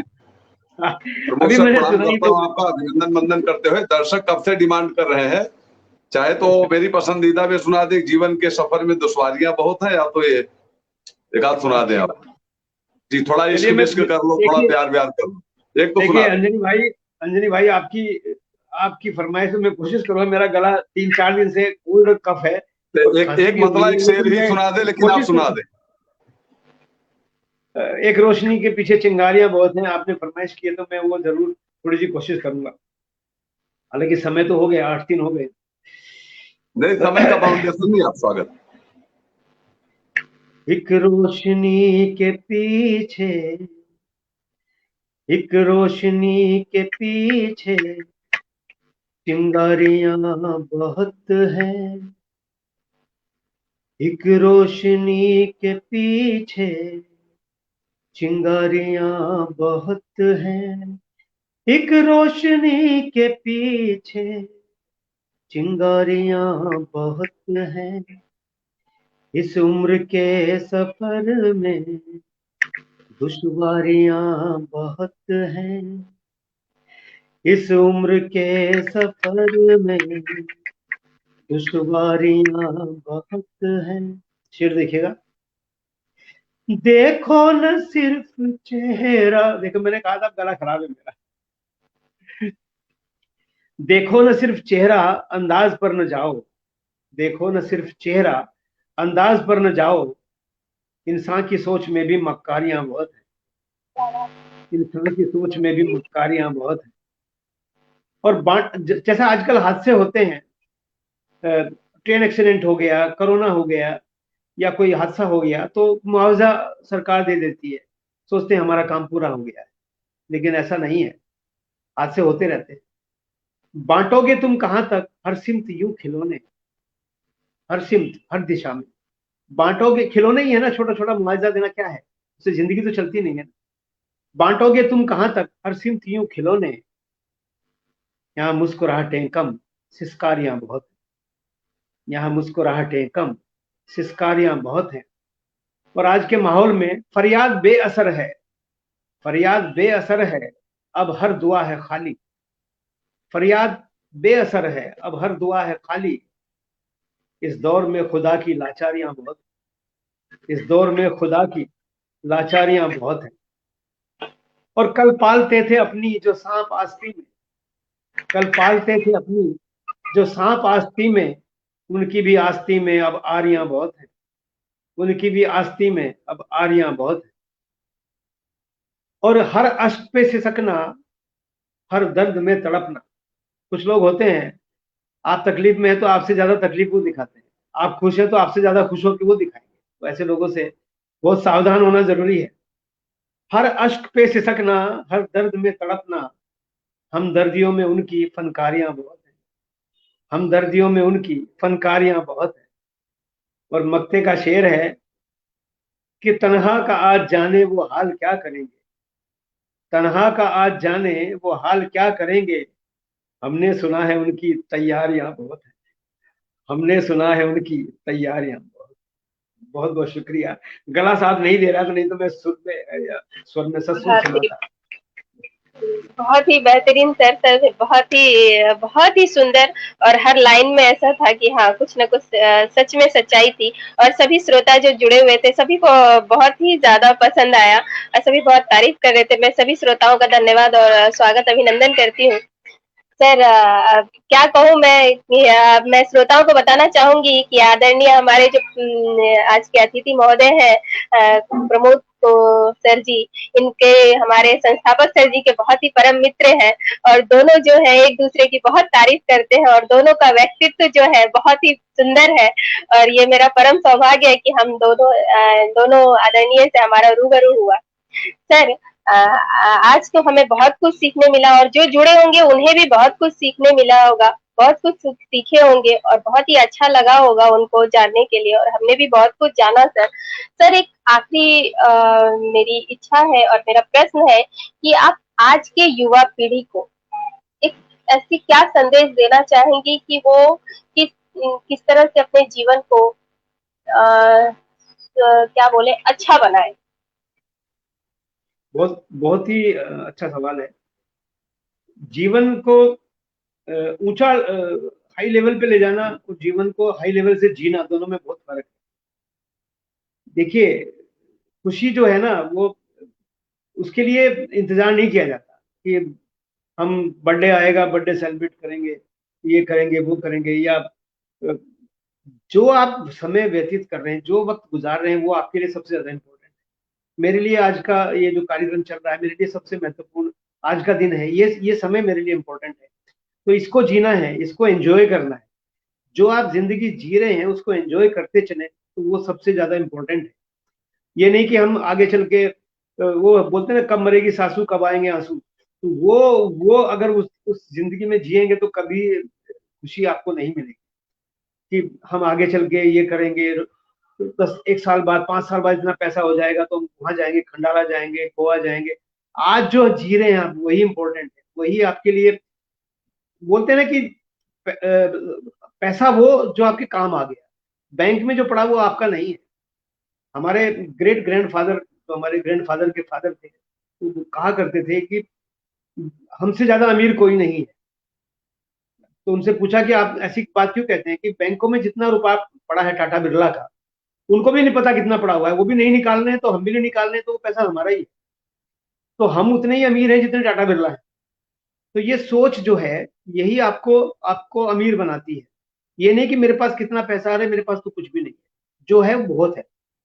क्योंकि जिंदगी में लोगों के पास खुशियां इतनी भी नहीं है जितनी आपके पास है। अगर आपको जिंदगी में आगे बढ़ना है तो आप बेशक आगे देखिए, और जिंदगी में सुखी रहना तो पीछे देखिए। आपको सेटिस्फाइड होना तो पीछे देखिए, और आगे बढ़ना है तो आगे देखिए। तो ये नहीं कि सिर्फ आगे आगे देखें, बैलेंस बना के चलें। आगे बढ़ने के लिए भी लोगों को देखें, आगे कौन कौन जा रहा है, कैसे जा रहे हैं, और संतोष के लिए पीछे देखते चलें कि हमारे पास क्या था, आज कहाँ है, या हमारे से पीछे बहुत लोग हैं। तो इसलिए, और फर्स्ट डिजर्व देन डिजायर बोलते हैं ना, पहले आपने आपको सक्षम बनाइए, तब कहिए कि हमको ये मिलना चाहिए। आप पहले बोले कि मुझे ये मिलना चाहिए, सक्षम नहीं है, कैपेबल नहीं है, टैलेंट नहीं है, तो वो एक नाइंसाफी हो।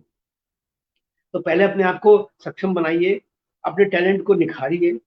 और साहित्यकारों को खास तौर से मैं कहना चाहूंगा, हालांकि वो सब समझदार हैं, आज के दौर में तो ज्यादा समझदार हैं साहित्यकार, कवि लोग, क्योंकि आज कवि कविता लिखना शुरू करता है, किताब पहले आ जाती है। हमको तो पहली किताब लिखने में 20 साल लगे। तो आजकल के कवि तो बहुत तेजी से चल रहे हैं, उनकी किताबें रोज हर साल आती हैं। पिछले 2005 के बाद मेरी कोई किताब ही नहीं आई है, कोशिश कर रहा हूँ कि आ जाए कुछ। तो यही है कि अच्छे गीतकारों को, साहित्यकारों को पढ़ें। जब तक नहीं पढ़ेंगे तो आपकी वोकेबलरी नहीं बढ़ेगी, आपका साहित्य का क्षेत्र नहीं विस्तृत नहीं होगा।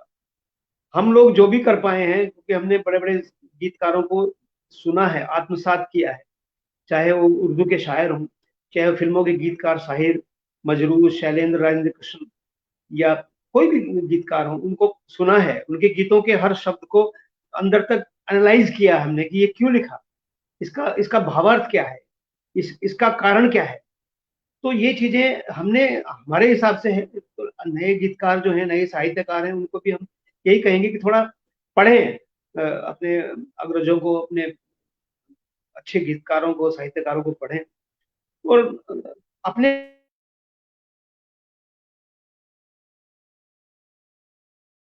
अच्छे शायर से, किसी अच्छे कवि से पढ़वा लें। क्योंकि गलत सलत कुछ भी अनाप शनाप फेसबुक पे डाल देते हैं, आपका फोटो देख के लाइक मिल जाएंगे आपको, लेकिन कविता के नाम पे नहीं मिलेंगे। तो ये ध्यान रखिए, क्योंकि अगर आपको एनालाइज करना है अपने आप को, तो बिना फोटो के डालिए आप फेसबुक पे, तो देखिए कितने लोग आपको वाहवाही करते हैं, तो पता चल जाएगा।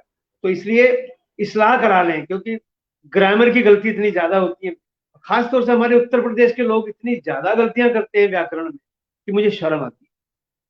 बोलने में गलतियां करते हैं, लिखने में गलतियां करते हैं, मात्राओं की गलती है, सब ज्यादातर गलतियां हमारे यूपी के लोग ज्यादा, बाहर के लोग कम करते हैं। तो हमारे लिए तो शर्म की बात है ना, अगर हम उत्तर प्रदेश वाले हिंदी भाषी लोग अगर हिंदी में गलतियां करेंगे तो हमारे लिए। तो सबकी बात नहीं कर रहा हूँ, कुछ लोग हैं, तो अच्छे से थोड़ा पढ़ें, अच्छे से गुणें, अपने बुजुर्गों को, बड़े लोगों को, सीनियर्स को दिखा लें और चर्चा करें, तभी आगे बढ़ सकते हैं, तभी आप मंच सकते हैं। पॉपुलर होना अलग बात है, अच्छा होना अलग बात है। पॉपुलर तो हो जाएंगे आप, पॉपुलर तो होने में कोई दिक्कत नहीं है आजकल। तो ये मेरा थोड़ा सा, जितनी मेरे मुझे ज्ञान है उतनी मैं बोल सकता हूँ, बाकी के सभी ज्ञानी है। जी, बहुत ही जानकारी और महत्वपूर्ण बातें और शिक्षा भरी बातें बताई आपने सर, और जरूर इस पे अमल करना चाहिए सभी को। आदरणीय निर्भय झा जी सर जुड़े हुए हैं और वो बोल रहे हैं कि जी पढ़ना बहुत जरूरी है, आपने सही मार्गदर्शन किया है, सादर प्रणाम। जी सही कहा उन्होंने, जो भी एक एक शब्द उन्होंने कहा है बिल्कुल सही कहा है अपने व्यक्तित्व से, और इनसे सीखें। हम तो यही कहेंगे कि इनको सुने और बार-बार सुन के इनको जीवन को पढ़ें और सुने। और ये नहीं है जरूरी कि हमने लिखना शुरू किया और किताबें आनी शुरू हो गई। तो बहुत कुछ सर मुझे आपसे सीखने मिला, और अगर मुझसे कोई गलती हुई होगी तो मैं माफी चाहती हूँ। और आदरणीय जो है सभी श्रोताओं का मैं धन्यवाद करती हूँ कि हम उन लोग जुड़े और हमें सुने। और सभी का आदरणीय आनंद पांडे जी जुड़े हुए हैं, वेरी ट्रू सर जी, आपको लिख रहे हैं सर। और आदरणीय मैं भी कहना चाहूंगा, मुझसे कुछ बात ऐसी गलती हुई हो तो मैं भी क्षमा चाहूंगा, क्योंकि फ्लो में हम कह जाते हैं बहुत सारी बातें। हमारे श्रोताओं को अगर किसी को लगा हो ऐसा तो मैं खेद प्रकट करूंगा, अगर किसी को पसंद नहीं आई वो बात। तो विचार है तो मैं सबका सम्मान करता हूँ, तो ये मेरा भी यही कहना है। जी, जी, नहीं, नहीं सर, जो सच है वो थोड़ा कड़वा ज़रूर होता है, लेकिन सच सच होता है। तो हमारे अंदर जो सवाल थे, उनका आपने बहुत ही अच्छे तरीके से जवाब दिया, जो कि जानकारी भरी थी। तो मुझे बहुत ही अच्छा लगा सर, और परम सौभाग्य रहा मेरा, और आज आपका आशीष स्नेह बना रहे। सादर नमन करती हूँ, और मैं आमंत्रित करती हूँ आदरणीय संस्थापक सर अंजनी सर का, स्वागत करती हूँ कि वो आए और धन्यवाद ज्ञापित करें। स्वागत है सर। धन्यवाद, बहुत बहुत धन्यवाद खुशी जी। समृद्ध मंच को नमन करता हूं तथा साथ ही आदरणीय आज के मुख्य अतिथि, आमंत्रित अतिथि आदरणीय प्रमोद कुमार कुश तन्हा जी को सादर प्रणाम करते हुए, पटल से जुड़ने वाले सभी सुधी श्रोताओं को भी प्रणाम करते हुए उन सभी के प्रति मैं हृदय से शुक्रिया अदा करता हूं, बहुत बहुत धन्यवाद प्रेषित करता हूं कि आप सभी ने लगातार सर का भी और हमारा पटल का सभी का और एक दूसरे से ज्ञान भी शेयर करते रहे। कुछ न कुछ सर ने बहुत ही अच्छी बातें बताई, आप लोग जुड़ करके लगातार उत्साहवर्धन करते रहे, उसके लिए आप सभी दर्शकों का, कुछ लोग केवल देखे हैं सुने नहीं है, सभी सुधी श्रोताओं का, कवियों का, मित्रों का, कवि मित्रों का मैं हृदय से धन्यवाद अदा करता हूं, धन्यवाद प्रेषित करता हूं। और परम आदरणीय प्रमोद कुमार कुश जी के बारे में कहना क्या, हम लोग तो बीच बीच में अभी कोरोना काल 2 साल हो गया लगभग मिलते रहते हैं अदा कदा, और आप अखिल भारतीय अनुबंध फाउंडेशन के संस्थापक हैं। आपने थाना में भी, यहाँ जब भी मौका लगता है कार्यक्रम आयोजित करते रहते हैं। चूंकि चीजें 20 मार्च या मार्च 2020 के बाद से थोड़ी अस्त व्यस्त हो गई हैं, उसके नाते, कोरोना के नाते हम लोग बहुत अच्छे से मिल नहीं पा रहे हैं। और आप जितने अच्छे विद्वान हैं, जितने अच्छे गजलकार हैं, शायर हैं, गीतकार हैं, उतने ही अच्छे विनम्र और सहृदयी व्यक्ति हैं। इसके नाते आपकी सहजता सरलता को प्रणाम करते हुए आपकी ख्याति और उपलब्धता और बढ़ जाती है कि आदमी जो डाली फलती है ना झुक जाती है। तो इसके नाते आप सभी को बताना चाहता हूँ, ये तो खुशामद नहीं कर रहा हूं, मैं एकदम सामने रूबरू हुआ हूँ। एक बार सर की सरलता से प्रभावित होकर के मैंने सर को अपने कॉलेज में बुलाया एज ए चीफ गेस्ट, और बच्चे भी बहुत प्रसन्नचित्त थे हमारे। सर ने लगातार 3-4 घंटे बच्चों के साथ हम सभी को दिया और बहुत ही अच्छा लगा। लास्ट में मुझे चूंकि कॉलेज में रुकना था, मैं गेट तक सर को छोड़ करके प्रणाम किया और बहुत ही अच्छा लगा। सर आपकी विनम्रता और सहजता को प्रणाम करता हूँ। कोरोना काल लगभग खत्म होने को है, बहुत जल्द ही आपसे मुंबई में एक रूबरू मुलाकात होती है। और आज पटल से जुड़ करके आपने बहुत ही अच्छी बारीकियां, बहुत ही अच्छी बातें बताई, गजल के बारे में, गीत के बारे में, मुक्तक के बारे में लोगों को ध्यान में रखना चाहिए। और सही बात आपने एक बहुत अच्छी चोट की कि एक जनरल बातचीत को भी अगर संगीतबद्ध कर दिया जाए, ए क्या बोलती तू, आती क्या खंडाला, तो गीत बन जाता है। तो एक और साहित्यिक गीतों में, इन सब गीतों में बहुत अंतर है। बहुत ही शानदार जानकारी दी, और काफी लोग जो साहित्यकार जुड़े हुए आपसे प्रभावित होकर के हिले नहीं है। नहीं तो लोग मनोरंजन के लिए 2-5 मिनट आएंगे, सुने गए, कुछ तो ऐसे चल रहा, चले जाते। लगातार 20-22-25 लोग जुड़े रहे। आज ऑफलाइन मंच जब स्टार्ट हो गए उसके बाद भी, तो बहुत बड़ी बात है। आपकी लोकप्रियता को प्रणाम करते हुए पुनः आपने अपना स्वास्थ्य बहुत अच्छा न होने के बाद भी इतना समय हमको, पटल को, हम सभी के स्नेह को दिया। आपके स्नेह को, आपकी विनम्रता को, सक्रियता को प्रणाम करते हुए आपके प्रति हृदय से धन्यवाद प्रेषित करता हूं। आदरणीय खुशी जी के चेहरे पर अभी भी वही हंसी जो स्टार्टिंग में आपने पाई होगी वही झलक रही है।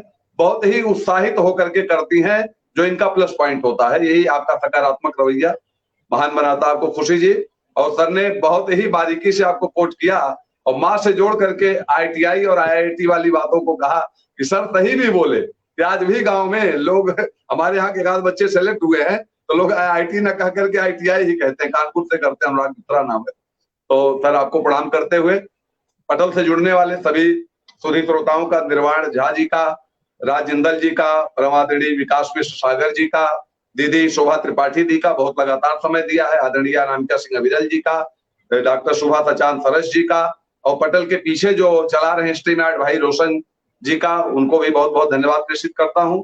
और खुशी झा ने तो बहुत शानदार प्रश्न आपसे पूछे और आपने शानदार जवाब भी दिया, प्रश्नोत्तरी बहुत अच्छी रही और आपने और भी कुछ अतिरिक्त जानकारियां जो दी, बहुत अच्छा लगा था।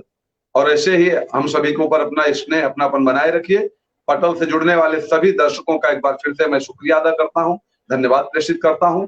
पटल के सभी सम्मानित पदाधिकारियों का धन्यवाद, सभी को प्रणाम करते हुए शुभ रात्रि, जय हिंद, जय भारत, सबक है, शुभ रात्रि। मेरी तरफ से और भी एक बार अखिल भारतीय काव्य मंच का मैं धन्यवाद करता हूँ।